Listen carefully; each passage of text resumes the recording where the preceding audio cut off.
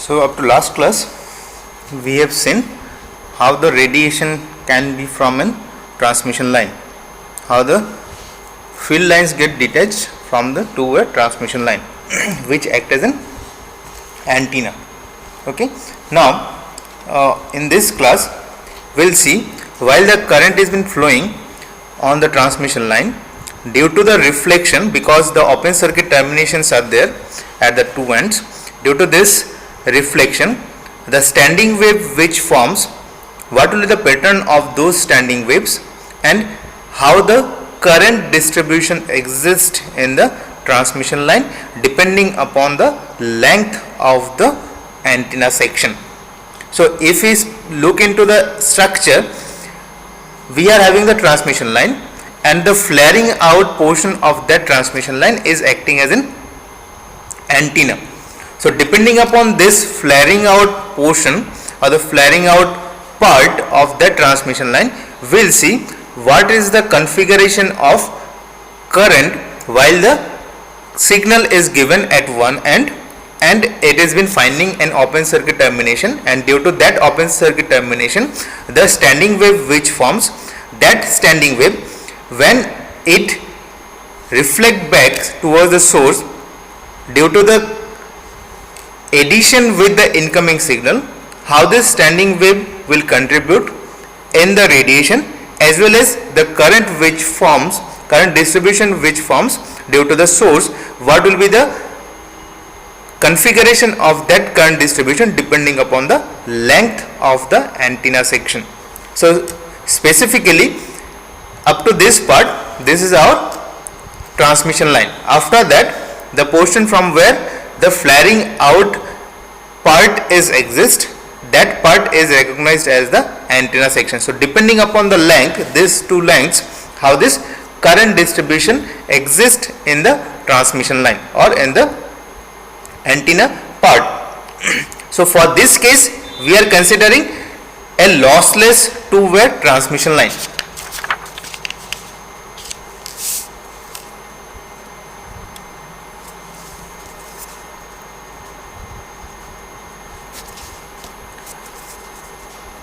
Current distribution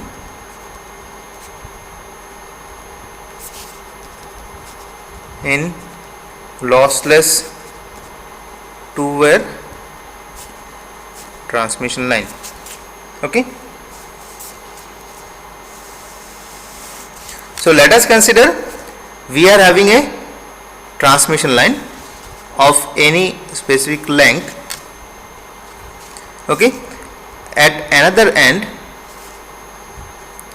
we are having the source, an AC source, and at the other end we are having the open circuit termination. So obviously we are having the reflection from that opened end, we are having the reflection, and due to that reflection the standing wave will form. So let us consider this current from this side, this is supposed to be in this direction, and in the another line the current should be in the opposite direction. Okay, so in this way the circuit will have the closed form.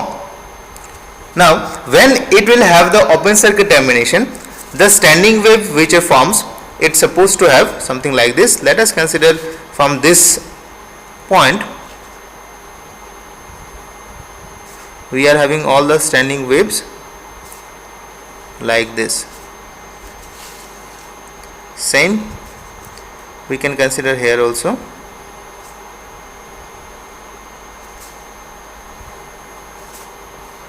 Like this.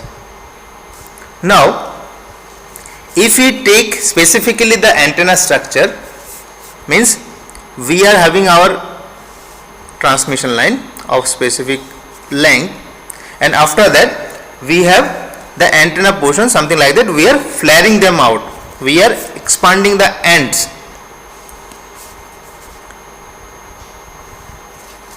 Like this. So here the source is connected, at this point we are having our antenna. Okay, now in this structure it is quite you can say difficult to understand how this closed forms are achieved in the transmission line. Now when we have been flaring them out, the standing wave is still there, the current will flow in the same direction. So let us consider from this point. Obviously these are the antenna part, it will have the specific length. Let us consider these lengths are L by 2, this length is L by 2. So as a whole the total antenna length is L, and this separation S, it is quite less than lambda operating wavelength, and the transmission line, this transmission line is having very thin structure. This diameter D, it is very small, very thin wire. So the standing wave which forms in this case also, it will somewhat looks like this.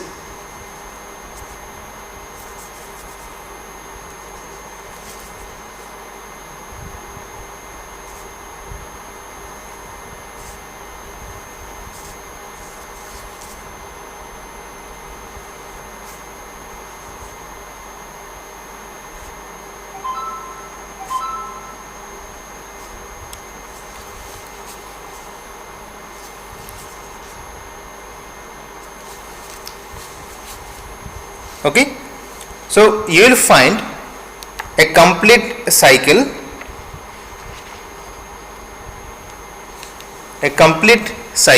means half cycle is completed here.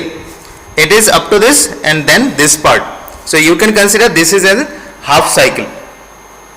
So we are having this part, from this part we have flared them out. This part, it is going like this, it is going like this. Here what we did.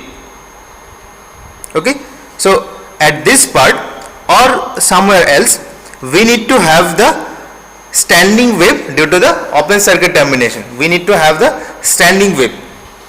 So this standing wave will have the continuous half cycles. So this half cycles will take the form something like this. So on this arm you can consider here also, in this side also, here also, but this figure will make you understand or make you comfortable how this current is continuously flowing on the transmission line, due to since there is no physical connection exists between the other ends of the transmission line. Now if I specifically go to the dipole structure like this, which is 180 degree out of phase, these two ends, source is connected. So at this midpoint we can have the half cycle, something like this.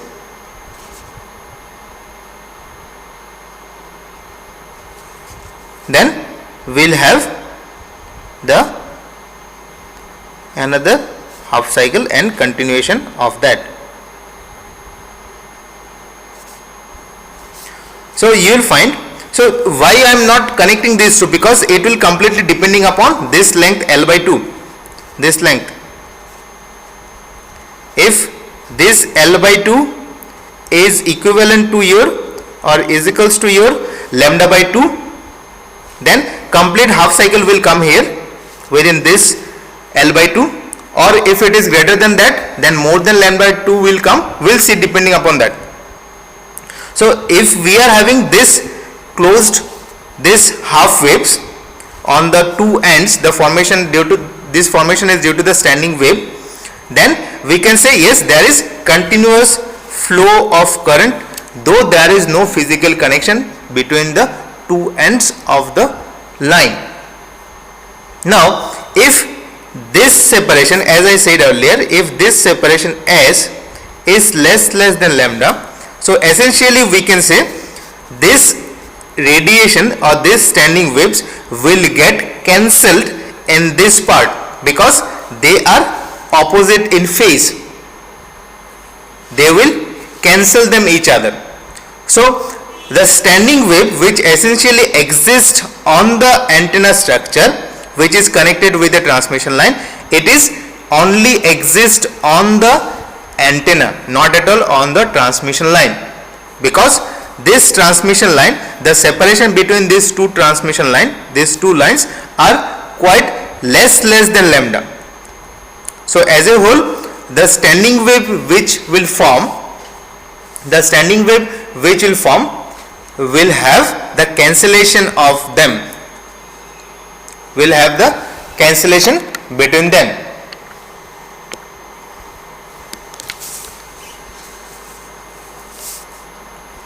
Okay.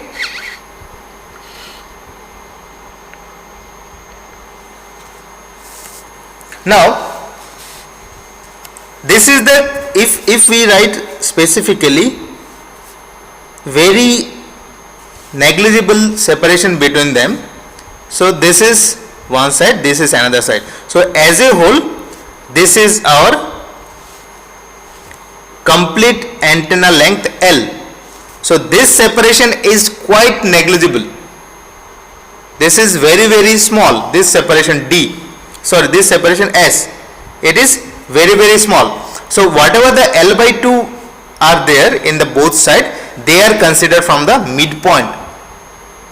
So as a whole, we have been thinking about that we are having the length of L. The antenna length is L. Now depending upon when someone specifies that this is the configuration or this is the length of the antenna, so depending upon that length, what is the current distribution that exists on the antenna L due to the standing wave? Fine, because we are giving the AC signal, so AC signal will have the standing wave, and that standing wave will cancel each other while it is having the separation S on the transmission line is very small. Okay. Now if someone specifies that this length L, it is less than lambda, this L, it is less than lambda, very small.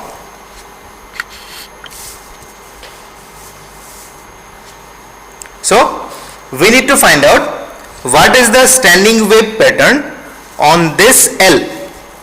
So if we are having this dipole, something like this is the separation, very negligible separation between the two transmission line.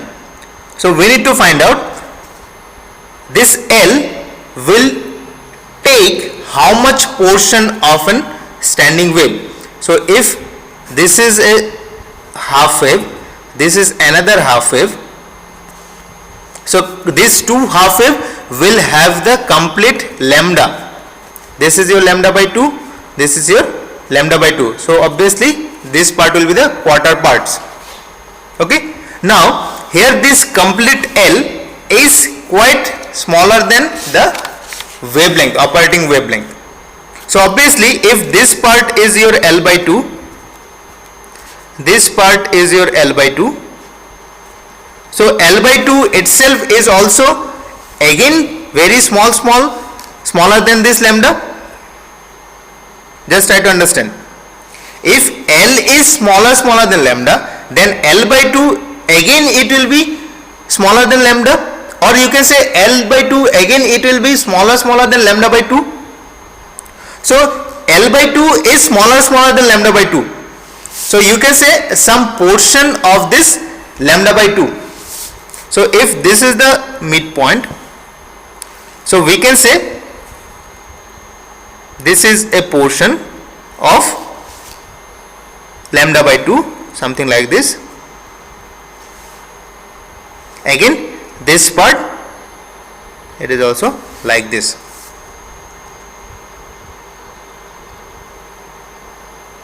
So your complete L is less than lambda. Your complete L is less than lambda. So we can consider something like this.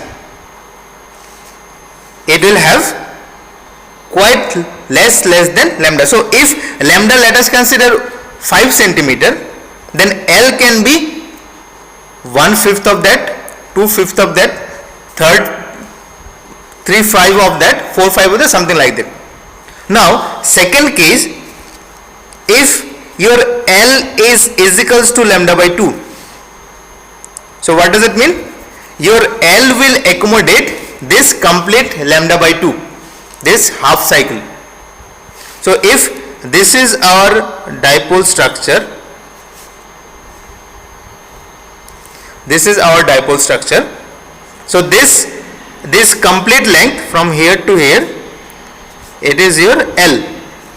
So half part is L by 2, right? So let us find out what will be the L by 2. L by 2 will accommodate lambda by 4, so 1/4 of this, right? So if this is the midpoint, so this is the half part, something like this, 1/4,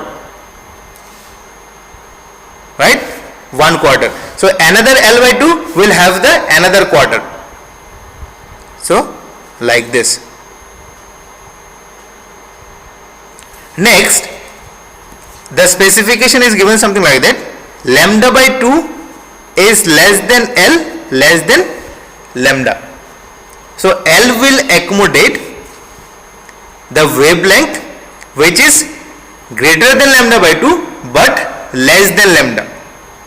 So greater than lambda by 2 up to this lambda by 2 and some portion.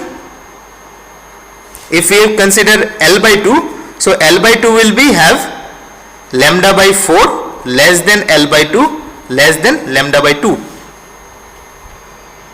So what does it mean? It will have greater than lambda by 4 but less than lambda by 2, isn't it? So it will be having greater than lambda by 2, so lambda by 4, this is the lambda by 4 part, this is your lambda by 4, this is your lambda by 4, but smaller than lambda by 2. So we can consider somewhere here same another part. So let us take this dipole structure. This is our dipole structure. So each of the dipole, each of the L by 2 will have greater than lambda by 4 but less than lambda by 2. So greater than lambda by 4 means this maximum part, then going downward. So we can say something like this and somewhat this. So this is your lambda by 4, this is the maximum, and after that somewhat towards the lambda by 2. Same here also, something like this. This is your quarter part, lambda by 4 part, which is shows the maximum value and somewhat going towards the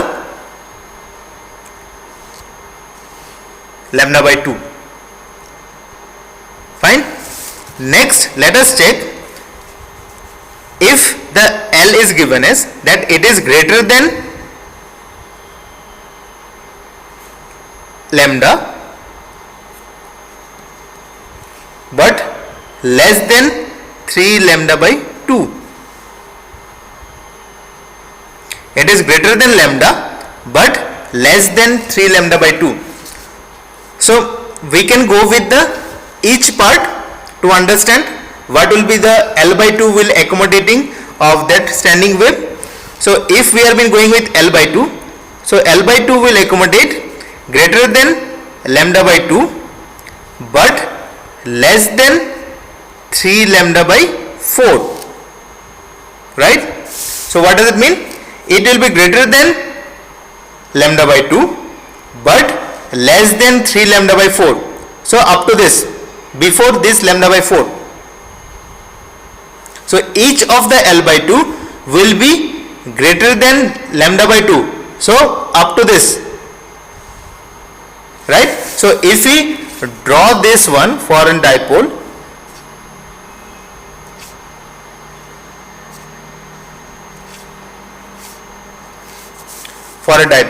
so each of this L by 2 will have greater than lambda by 2.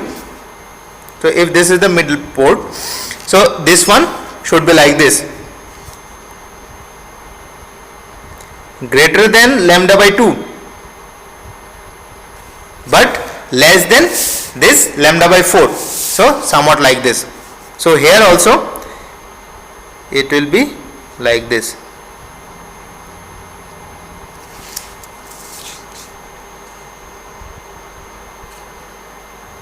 Okay, so each of the line the current is continuous.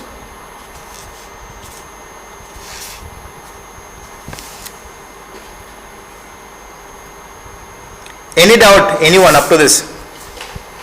How we have been found this current distribution on the line? Anyone having any doubt? No, sir. Clear how we have derived?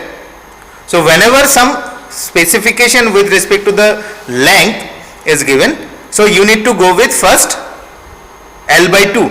So try to find out what will be that L by 2 and how much it is accommodating. Clear? Yes, sir.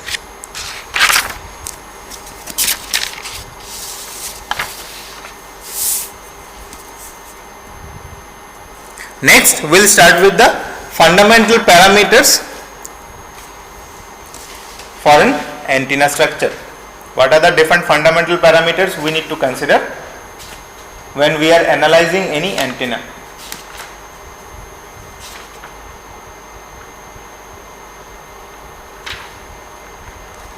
First thing which we need to consider, that is known as radiation pattern.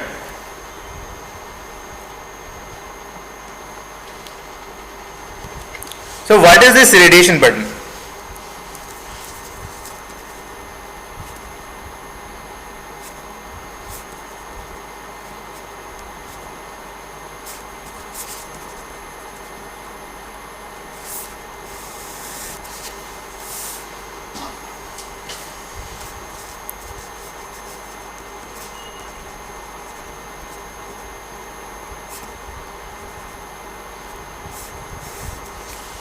So all of you know what is this radiation pattern is, right? All of you are having the idea about this radiation pattern. So this is some kind of mathematical function or graphical representation of the radiation properties of an antenna as a function of space coordinates. We can say it is a mathematical function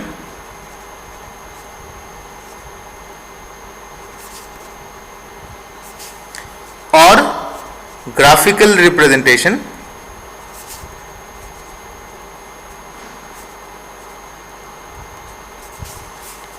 of the radiation properties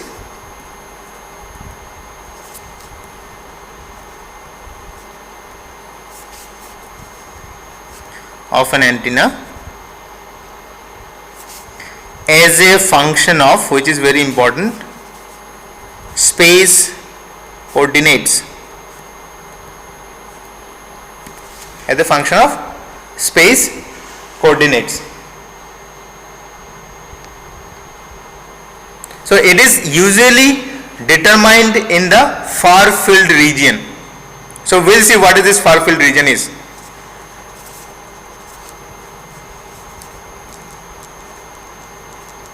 Determined in the far field region means at a somewhat distance from the antenna, right? Because the antenna are used to transport the signals from an point to another point. So at long distance is covered. So at that distance, what is the radiation been observed? Depending upon that, the radiation patterns are been taken into consideration. So what is this radiation properties? So as we said that it is somewhat mathematical function or graphical representation of the radiation properties. So what are those radiation properties included? This radiation properties includes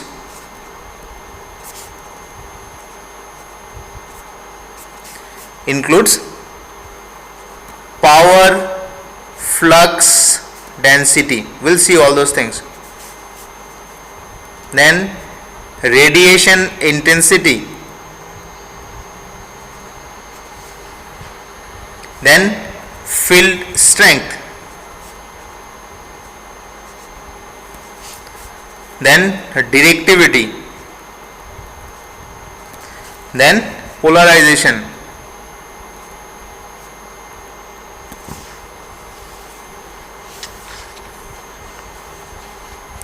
Okay,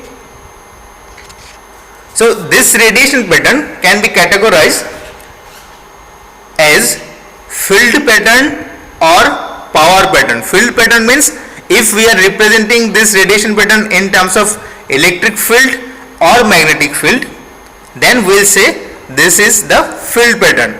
Or if we are representing this radiation pattern in terms of power, how much power is getting transferred or how much power is radiated, if we have been having this radiation pattern with respect to power, that is known as power pattern. Field pattern or power pattern. Okay,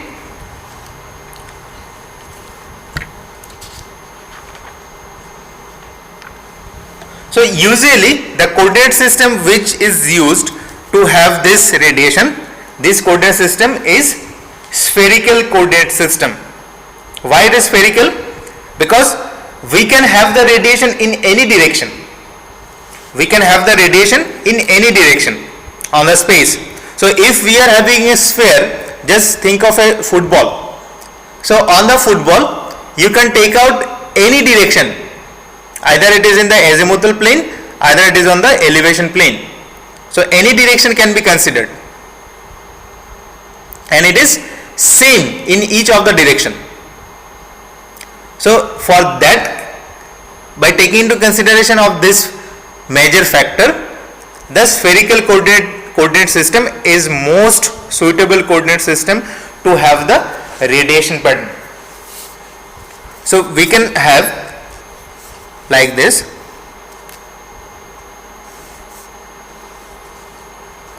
This is your Z, this is your X, this is Y. So it is a part of the spherical coordinate system.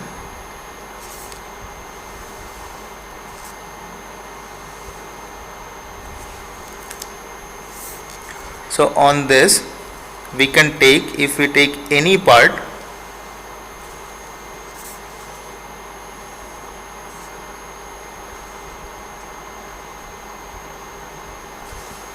if we are taking any part, let us consider we are having this radiation pattern, something like this. Okay,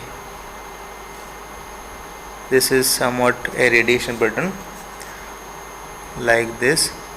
We'll understand why it is having this kind of shape. So any part of this radiation pattern can be observed through this spherical coordinate system. Through this spherical coordinate system. So for this case, it is very suitable to have the radiation pattern with spherical coordinate system.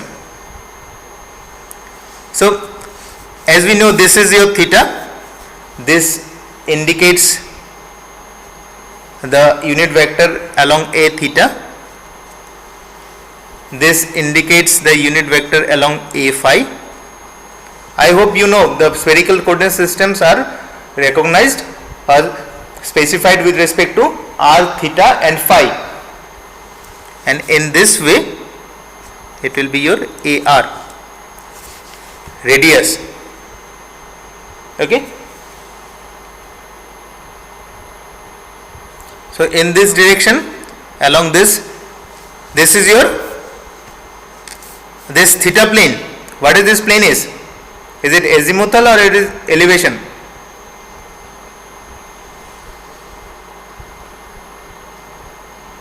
It is your elevation plane, right? if we are having this coordinate z, y and x, if we are having the angle with respect to z and towards y, this angle, it will give us which plane?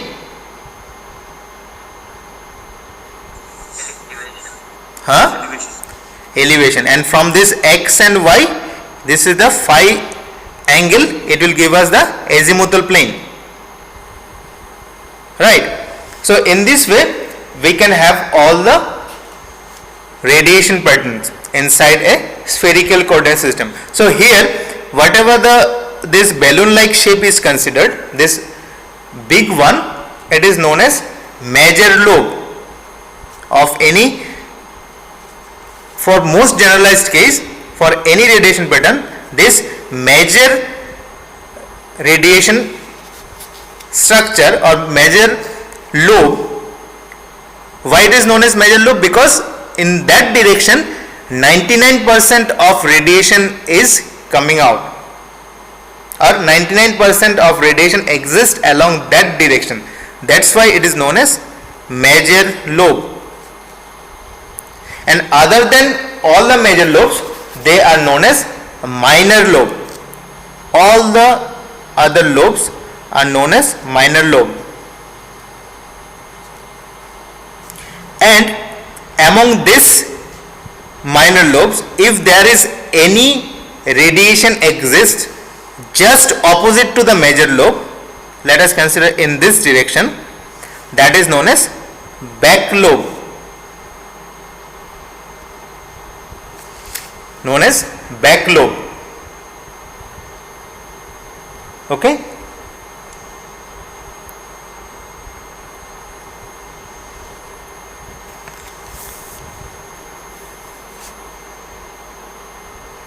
So field pattern, if we say that it should be the plot of the magnitude of electric or magnetic field, the field pattern will be the plot of magnitude of the electric or magnetic field as a function of angular space, or theta or phi. Angular space, sorry, theta or phi, as a function of angular space, that is E theta, E phi, or H theta, H phi. Okay. Power pattern, it is the magnitude of the electric or magnetic field in decibel, in dB, and this field pattern, it is in linear scale. Okay. So most generalized case, if we are having any kind of radiation, the maximum portion of radiation is always occurs through major lobe, and other than the major lobe, all of them are known as side lobes. And if there is any lobe exists exactly opposite to the major lobe, that is known as back lobe. Okay. This is your azimuthal plane,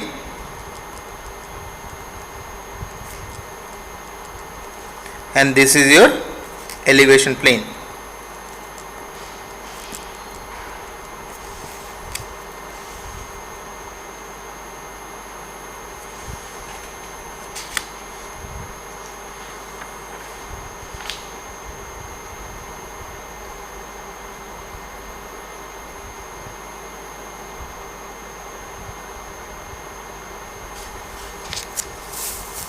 Okay, now let us take a bigger diagram for this.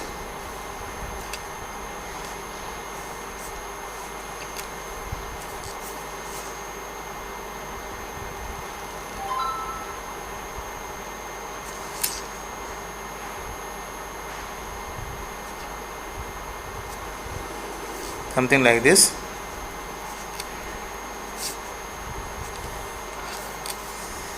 It should be okay, somewhat like this.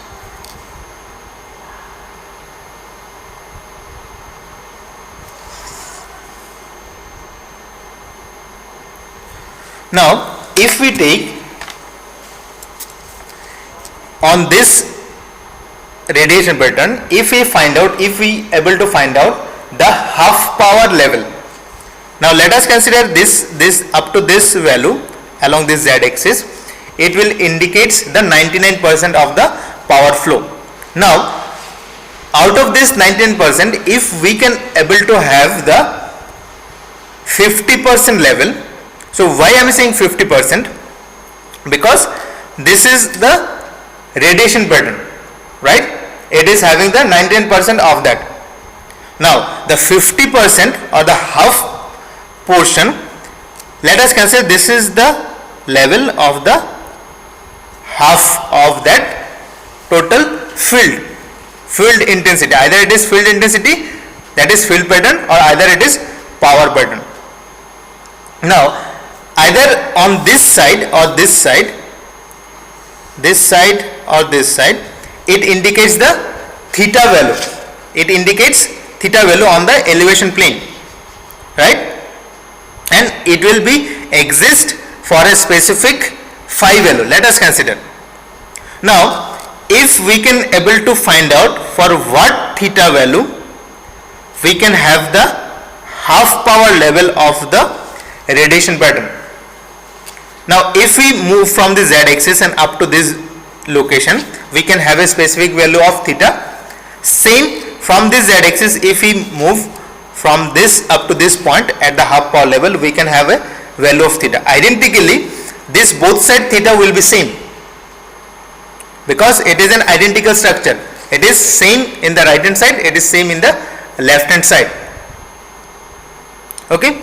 Now if somehow we have derived that this is the half power point for that radiation pattern, then for what value of theta we are getting that half power point, that is known as half power beam width.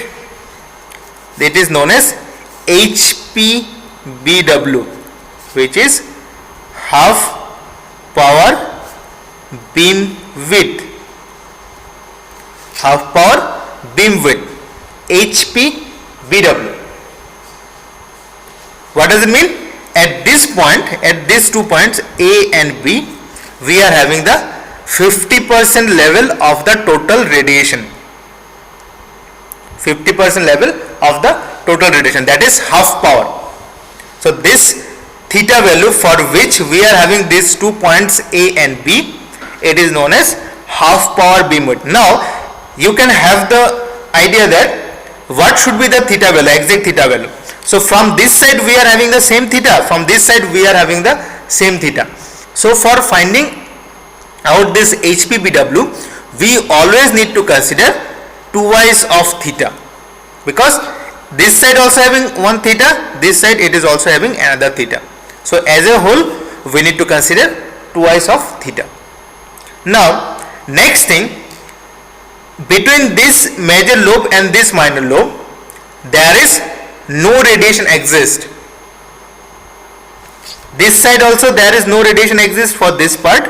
This side also there is no radiation exists for this part. Same, between these two side lobes there are no radiation exist.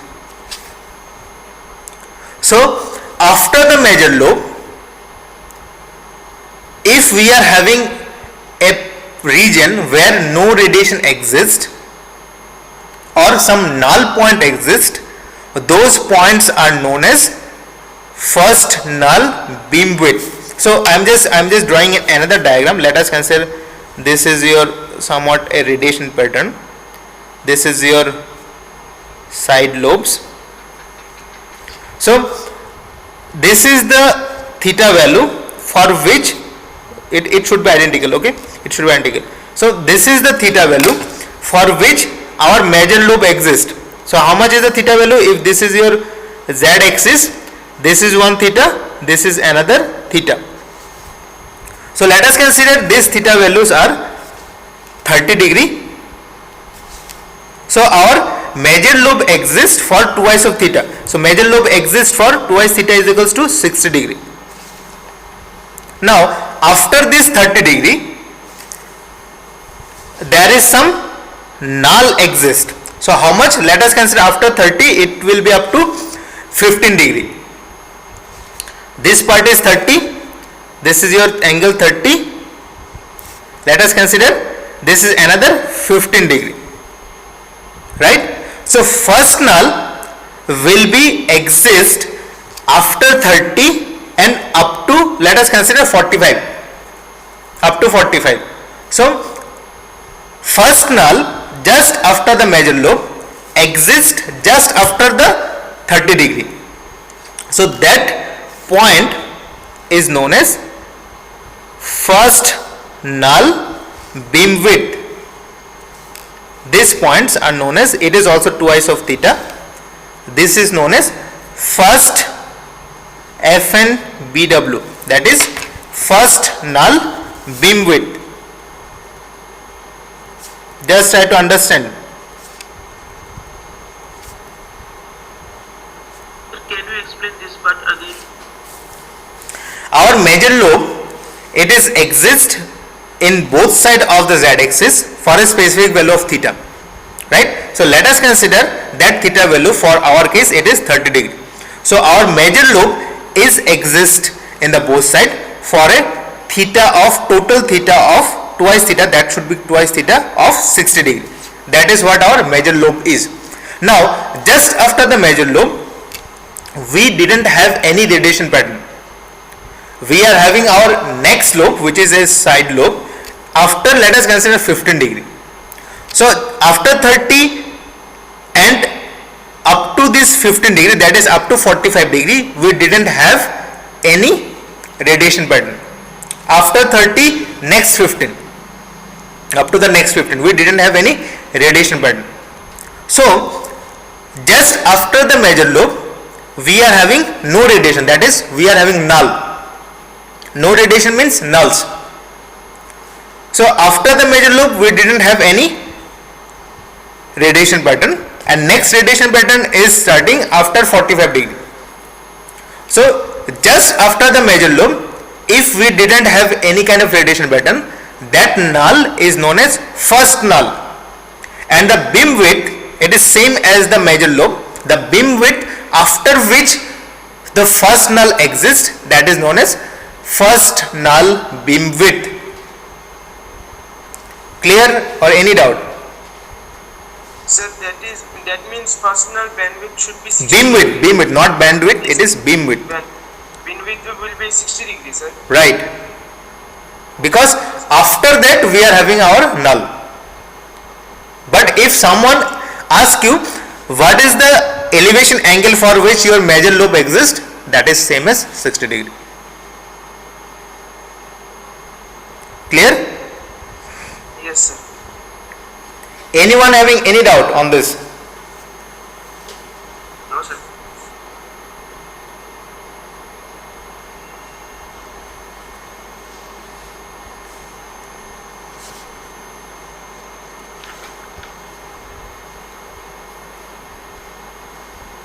Then on this radiation pattern we are having some category of the radiation pattern like isotropic pattern, directional pattern, omnidirectional pattern, like this. Isotropic, you have heard this name so many times. Isotropic, then directional, then omnidirectional.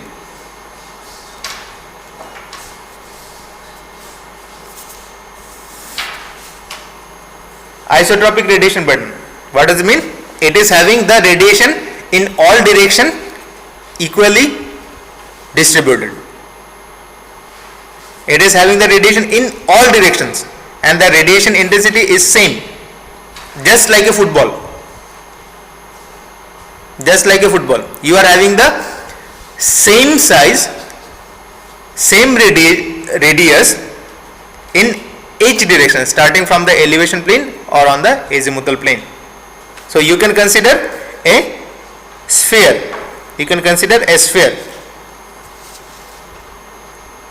Okay.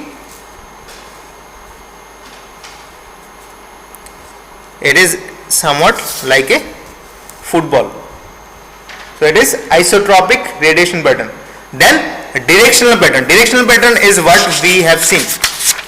So this is the directional pattern because the major lobe exists for a specific direction. So for this case, the maximum of this major lobe will be at theta is equals to 0. So that is what your directional radiation pattern. So radiation pattern exists only for some specific direction. Now directional pattern, understand? So something like this. If this is your Z, so on this Z axis we are having our maximum.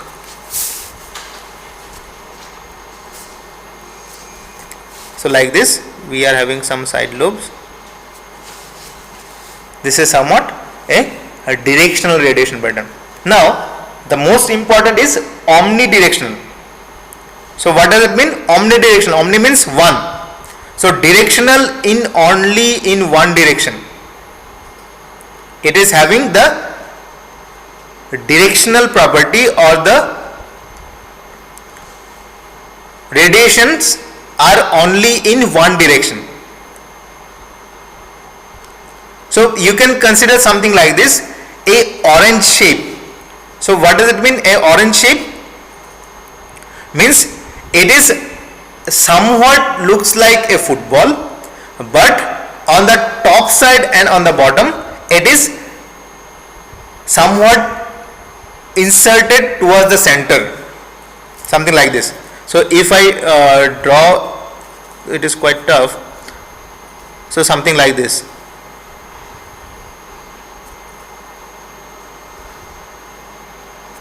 So in this way, if we take some other parts, so it will also be like this.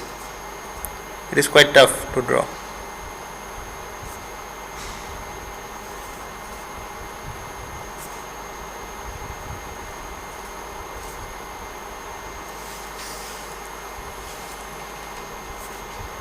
So it will be having this spherical shape, but at the center and at the midpoint it is going inside. So what does it mean? Omnidirectional pattern is such kind of pattern where it is directive in only one direction.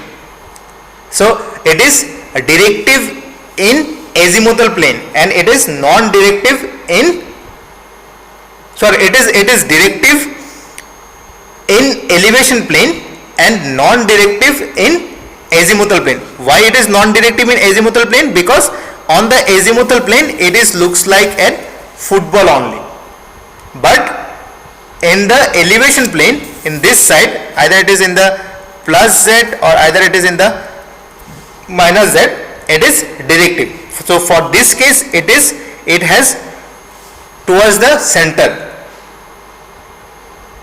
This side it may be center or towards the minus z. Just try to assume a orange like shape.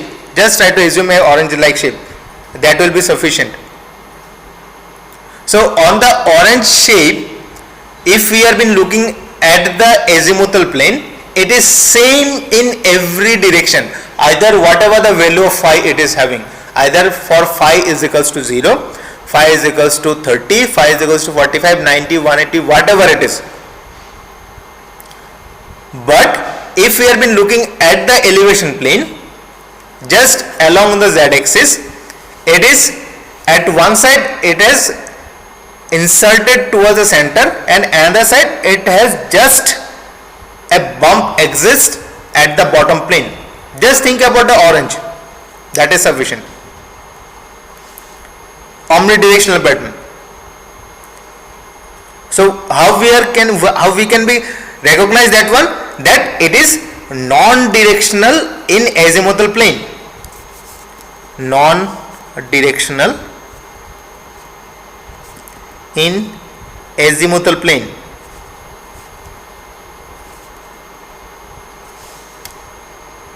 That is f of phi, which is exist for theta is equals to pi by 2. Theta is equals to pi by 2. What does it mean? Theta is equals to pi by 2, 90 degree. So along this axis y, it will be same. If we have been starting from this x axis, if we are having different y axis for this phi, this is your phi. So if we rotate along this phi, f of phi, it will be same, and this phi plane will be for theta is equals to 90 degree. So it is on the y axis, and it is directional in the elevation plane. Directional in elevation plane.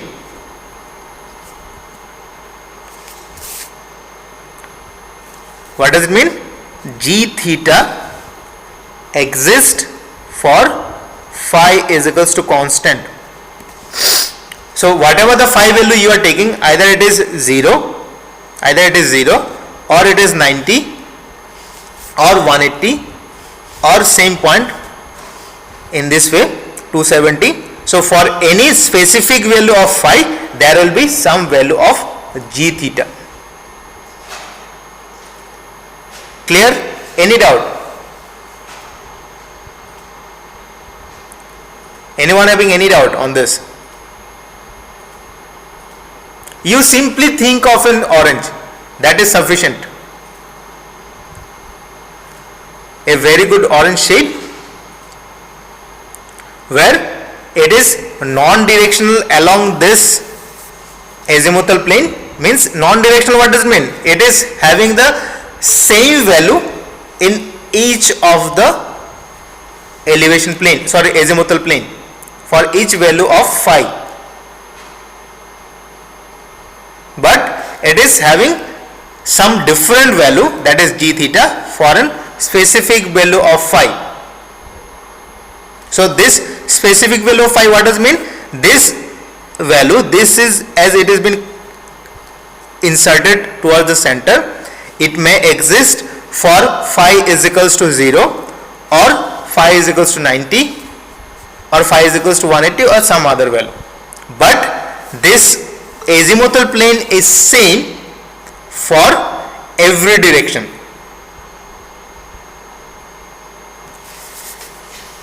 Any doubt on this?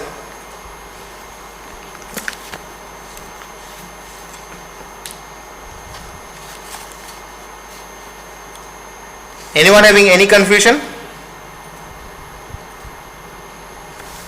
Okay, I am concluding up to this.